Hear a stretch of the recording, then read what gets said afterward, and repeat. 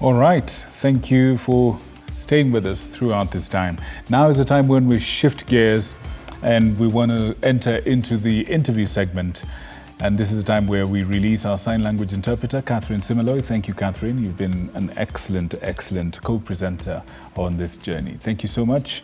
Now it's time for Insight Tonight. And this entire month of April has been the Autism Awareness, or rather Autism Acceptance Month in some other areas. We're all about autism, raising awareness for it, raising acceptance for it. For those of us who have children with autism, those of us who are on the autism spectrum, it's about acceptance and awareness. And tonight we are joined by none other than Dr. Elizabeth Bukusi. Karibu sana. Thank you. It's been an absolute pleasure to host you the other time. Yes. Just before you did something absolutely major, something big, massive, you conquered something, a mountain, so to speak. You know, mountains are very difficult to conquer. So I wouldn't say that I conquered it, but I would say that I did climb Mount Kenya to the third highest peak. That's Point Lenana. I'll tell you this, that's a hell of a lot higher than I've ever climbed, or many of us have ever climbed. So you have conquered it. It's something big. Can you just, I mean, we had you in studio just before you went, on this major quest. I believe you're still making the preparations. Talk to us about what it takes to prepare for such a climb. That's a really good question, Victor. I think the biggest thing it takes is not so much the physical fitness, but the mental fitness. We climb with our mind more than we climb with any other part of our bodies. Because it doesn't matter how fit you are. You will get to a point where you will get tired physically. You will also get to a point where the altitude gets to you, the air gets thinner. You are likely to lose your appetite, you'll struggle with drinking water, you may feel nauseated. Sleep is very difficult when you're at high altitudes. So you get to a point where mind over matter really takes over. And you need to be able to say to yourself, I can do that one more step. I can push a little further. I will not quit. I will keep going. So your mind is what needs to be even fitter than your body, to have an attitude that says, I will not quit. I will not lay down. I will keep trying. One foot in front of the other. Just one more step, one foot in front of the other. Wow. And you did say that at that time when you came here, that there is a connection, there's a similarity between getting ready and preparing for climbing a mountain and actually looking after or heading into a situation of looking after a child or a person on the autism scale. Talk to us about how those two relate. I think those two are really closely related because for parents with children who have autism or parents who have children who have special needs, there is no break. Every day is a struggle. They wake up not knowing what the day is going to bring, and that's what it's like on the mountain. You cannot predict the weather. You carry everything you need because you don't know what you're going to need. It may look like it's very sunny when you start off, but it can suddenly start raining. Like on the day we started climbing, it was what looked like a beautiful sunny day, and then the heavens opened up. It rained, and it kept raining. And you keep thinking, okay, it's going to stop. It doesn't stop. It keeps raining for hours on end.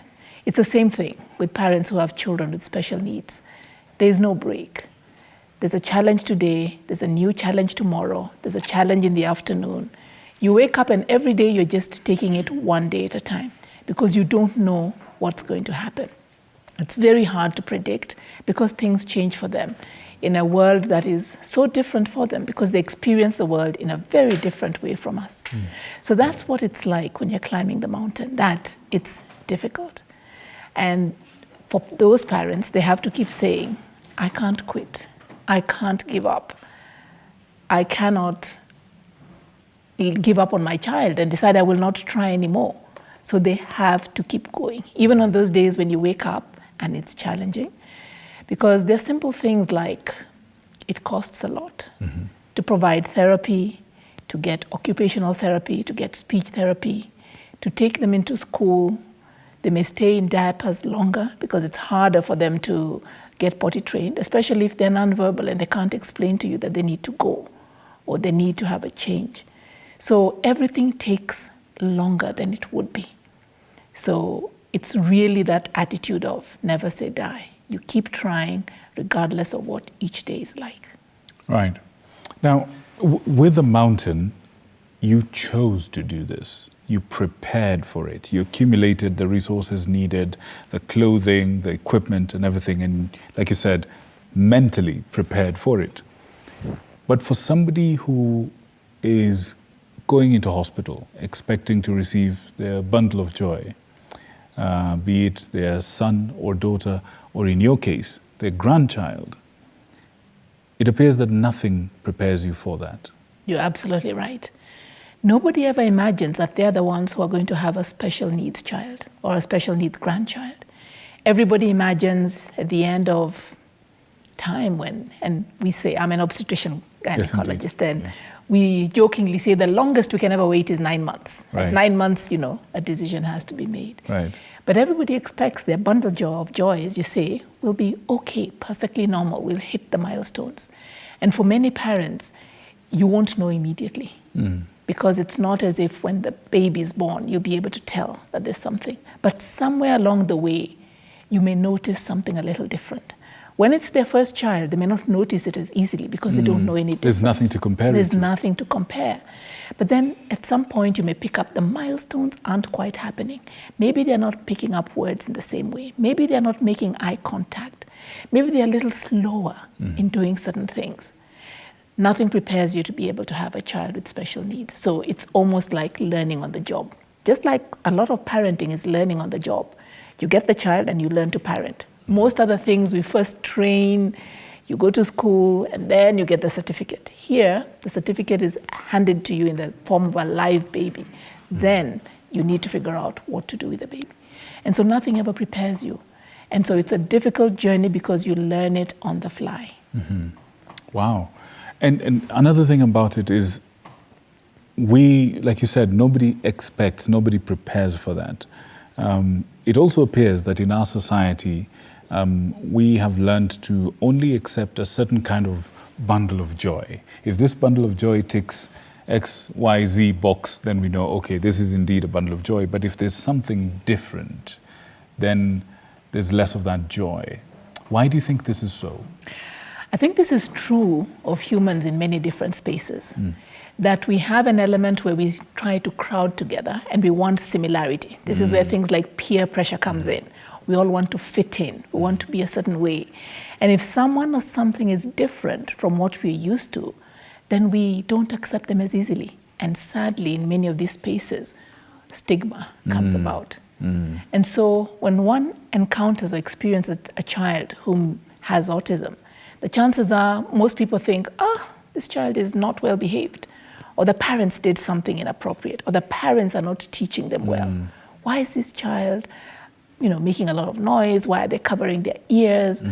Why are they not looking at me in the eye? Why will they not respond to me and greet me? How can a child who's 5 or 6 not be able to shake hands and say hello? And so there's a lot of stigma that's associated with it without people understanding that they are children and they are people who process the world differently. The way we perceive information and process it is not the same for them. And that overwhelm of information, that overwhelm of light and noise, and people staring at them, and senses. An assault to the senses. It's just too much. It's pain, it's discomfort. And so they don't know how to relate to it. One of the things that they struggle with is just the normal social cues. The way we watch people's body language and you think, okay, that's a person I don't want to perhaps interact with. They don't pick up those cues as easily. And so they struggle with things like that. But people stigmatize them and just think, well, there's something wrong with them and put them aside. And even in school, they will often be the child who's punished or who's not treated well. And it's not because they're not necessarily bright or they don't understand. Just because they may not verbalize it in the same way or relate in the same social way or be a little socially awkward, then they tend to be marginalized. In your experience, from the time of, I imagine as part of your training as a medic, you definitely learnt about this, and then I'm sure you encountered other people like this. But compare, just take us through the comparison of what you knew intellectually versus what you knew experientially with your grandchild. The reality is what you know just from academics doesn't cut it at all. Because you learn about it, but you learn about so many things in medical school that you only pay attention to the things that are important for passing exams or practicing on a day-to-day basis. Now, because I'm not a pediatrician, I had the experience of working with children, but it was more children who were physically sick from some ailment. This is a specialized area. Children with neuro, developmental disorders, they would more likely go to a specialist. And even in this area, our knowledge and our information and our research has grown in the last few years. For a long time, people didn't quite know how to classify them, where to treat them. Was it a mental illness? Was it something, you know, completely weird? So there hasn't been as much information as there could have been. So even though I read about it in medical school, it didn't really touch home. It really only came home to me when now I had a grandchild who I could see was a little bit different. And then the reality hits you, because then simple things, like you go on a family holiday, and then you realize the music that people play, even in a hotel lobby, is loud. Because the little boy would be very uncomfortable. He would be covering his ears, sounds that other people weren't even noticing. Right. So the experiential part of it just makes you realize how difficult their world is, and how simple things that we take for granted, they can't. And really, on that point, then, one of the questions I would like to ask is, what should we do as a community, as a society, to make it easier for those of us who are different, who process things differently, who have a different interaction with the things we consider to be everyday things? What can we do? What can we do? What can we restructure? Paint a picture of the society you want to see.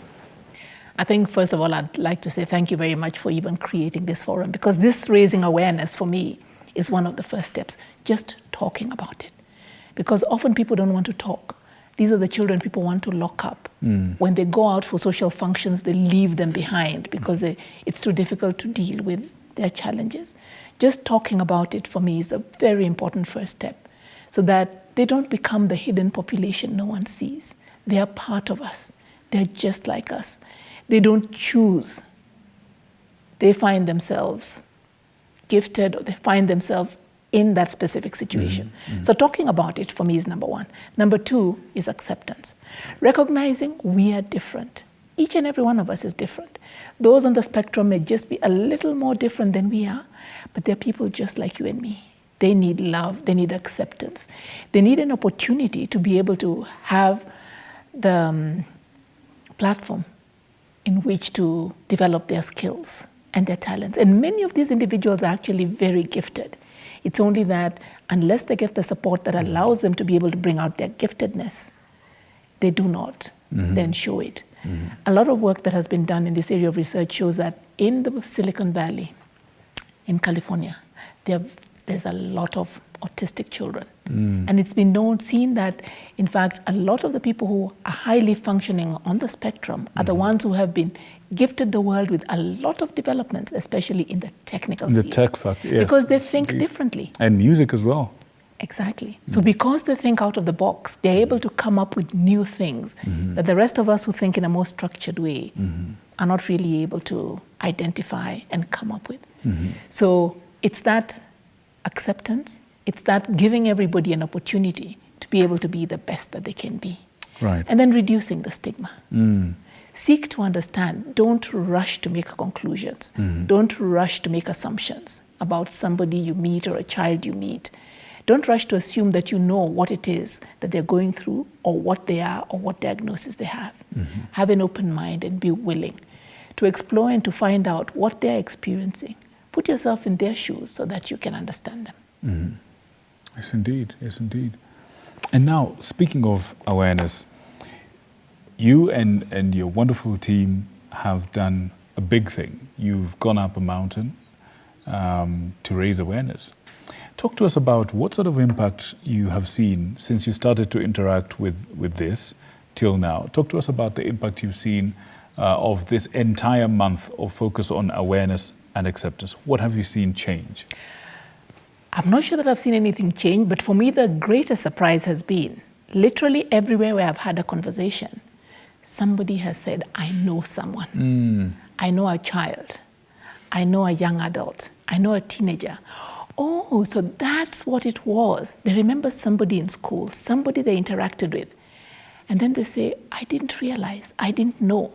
So what has surprised me is just how much there is and how everybody you speak to literally comes up to say, oh yeah, there is somebody I know. Now I know. I was in a meeting in South Africa during this period of time. It was a meeting on mentorship in science. And when I mentioned it, and I mentioned it specifically because my nails are very colorful. This isn't the usual color of my nails, brilliant. And especially not from... Oh, is that so? Yes. But I just part thought of the it was stylish. No, this is stylish for autism. Oh, brilliant. This has been part of raising awareness, diversity, difference. Hang on. Could color. my cameraman just focus on these nails for a little bit, please? Yes. Just keep them up. I'll keep them up. So this has been part of the challenge, just talking about diversity and differences and color. So what do your nails actually represent? You do say diversity. I see a diversity of styles, of patterns, of color and everything. Yes. So this has been the challenge, telling people, color your nails. This is a conversation starter, so we can talk about autism. We can talk about differences and the beauty that can actually come from the diversity and differences that there are. So when I was in South Africa and someone noticed my nails and asked about it, and I talked about it, and they said, you know what? My niece is on the spectrum. And then someone else told me, my friend has a daughter on the spectrum. The conversations just went on and on. Wow. Literally, there were very many individuals who were aware of somebody with special needs. Wow. And how just how important, how much of a game changer is this awareness, the conversation beginning, and people making connections to this? How important? Help us understand, because I'm sure there are people that are wondering. Okay, so we know about it. Halafu sasa, Halafu sasa, we can continue to talk about it, and now we can move to the next step of starting to say, what can you do? What can I do to make a difference? What do we need to ask for? What do these children need? What do their caregivers need? How can we make a difference? If the next time there's a parent who has a child who's autistic and they meet someone who's heard us talk about it, this person is not judging them. This person says, what can I do to help? This person asks somebody, reduce the noise, reduce the volume of the music. This person goes out to be kinder rather than stigmatizing and judging that parent. Then I think already we are on the right road and we're making an impact. Oh, great, great. Absolutely, absolutely. Tell me, so we've had a month of awareness and acceptance, at least higher than normal efforts. What other efforts do you have, and for the people in your association and the people in the institute and the people who are doing a lot of great work on this subject, what sort of things are planned, down the road in the course of the year that other people can plug into? Events perhaps that you've got coming up that people can join in or participate to learn, to equip themselves, to be able to handle any situation that comes, to be able to approach the issue with empathy and so on. What is on the calendar? I would refer them to the Eastern African Academy of Childhood Disabilities. Brilliant. Just hang in there for a second. Good people, I hope you have your pens and whatever keyboards ready. Please go. Eastern African Academy of Childhood Disabilities. They're on Facebook, they're on Instagram, they have a website. One of the good things about their website is they actually have resources, resources that one can utilize. They have a helpline that is on 24/7. People can get help. People can seek an opportunity to have an audience, to have someone be able to give them an ear, and just to be able to point you to the right resources to be able to get help for your children. They are working, and people from the East African Academy of Childhood Disorders, those who are on the board, are working with various government agencies to see how can we ensure that even at other places, in the different counties, people start to raise awareness so that they can pick up these children who perhaps are not developing as would be expected. Can we have early diagnosis? Are there ways where we can start to refer people to treatment? The opportunity to raise awareness, to ask for what government support can be available. What funds can be made available within the funding cycles we already have within government? Because every little bit, whether it's physiotherapy, occupational therapy, speech therapy, everything costs. And for many parents, it becomes unaffordable.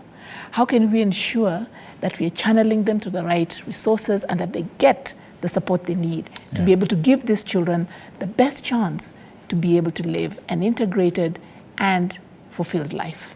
Excellent, excellent. Listen, I'll tell you this for sure. We had you on with your other colleague, Dr. Kate, the first time. Yes. It was wonderful. We had amazing feedback. Lots of people were curious about it. You've gone up the mountain. You've done something big, attention grabber for sure. Now people are talking about it some more. We're able to have this conversation. I've seen you've painted your nails, which is quite amazing, quite interesting, and they're quite colorful, and I know they're wonderful as a conversation starter. What else would you advise people out there, just as a takeaway, what else would you advise people out there to do to be able to ramp up more attention on this very, very worthy topic? I would say start the conversation. Please keep talking. Just look around you. You will notice somebody who could do with a little bit of extra kindness. Just a little bit of extra kindness. Just look around you and you will find a caregiver who's tired, a caregiver for whom every day is a step up the mountain. One more tired step when they feel like they wish they could quit, but they cannot quit. If you can extend a hand of just kindness, helping in whatever way you can, making that difference. Just that smile, just that understanding goes a long way in helping a harassed caregiver who really feels like this is too much. So I would just say, each one of us can make a difference. If we can just accept the fact that people are different, they do not choose. But once they're there, it's our responsibility to embrace them as part of their community and give them what we can to help their lives be better. Right. Dr. Bukusi, always a pleasure, and it's been an absolute pleasure even this time. And I don't even think I can add anything to what you've said. And so just to let that percolate, I would like to end it here. But rest assured, we'll have you back again to another conversation so we can see how to take this forward. A little bit of kindness. Look around you and just extend a little bit of kindness to those around. That's my biggest takeaway from what you're saying. And it will go a very long way into making a difference in somebody's life. Thank you so much for coming. Thank you very much for having me. Once again, what is the name of that website? The Eastern African Academy for Childhood Disability. And you said there's a 24-hour helpline. There's a 24-hour helpline. Excellent. There you go. You can make a call, you can ask questions, you can be assisted, you can get information, you can get assistance of any kind. Please make that call. Thank you so much once again. Thank you very much for having me. Thank you. Good people, that has been Insight tonight, and up next is your weekly dose of supercharged sporting content with VAR, with Askofu himself, the Bishop, coming up right after this. Good night. My name is Victor Muyakane. God bless you.